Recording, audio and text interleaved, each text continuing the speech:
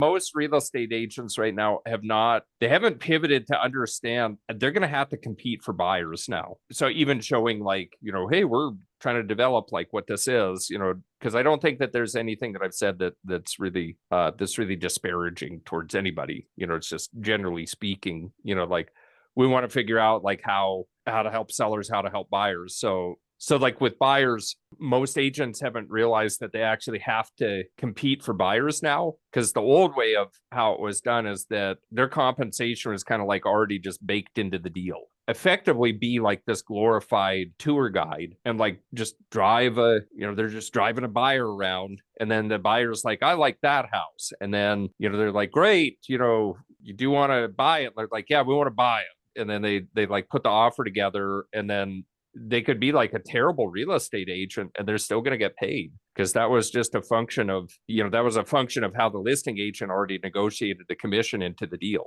That was the old way of doing it. So you had buyer agents that were actually doing a really horrible job for buyers, because like, yeah, whatever, like I can do a shitty job and I'm still going to get paid, because, all of the onus of, breaching a contract or following the terms of a contract or whatever are on the buyer. I don't have anything to do with that as a buyer's agent. So they really, the buyer agency setup, was kind of like a license to steal, basically, because they didn't really even have to disclose what they were making. So the reason why I'm going on kind of a tangent on this too is that new way of doing this is that before a buyer can even look at a property, they have to sign a buyer broker with that agent. So like if I called you up, Jessica, you're an agent, and I said, hey, Jessica, I want to go look at 123 ABC Street.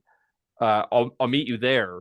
You could say, sure, I'll meet you there. But before you're showing the house, like you're signing a buyer broker agreement on the hood of your car, right? Like you cannot go into a house unless you have a signed buyer broker. So now the new way of doing this, which is the appropriate way, is that when people are getting ready to buy a home, that they'll call somebody up and they'll be like, hey, I want to go look at 123 ABC Street. And an educated buyer will do this. They will say, I would like to get together and see what it is that you offer for your services, right? So now we sit down and we talk about services. What is it that you do? Why would I work with you? What makes you better than another real estate agent?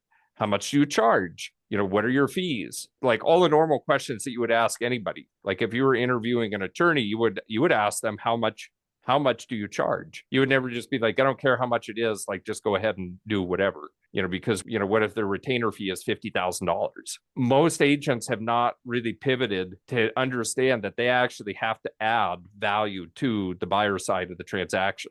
That if they're going to represent buyers, they better have it broken out, like what it is that they do for their buyers, and they better have how much their fee is.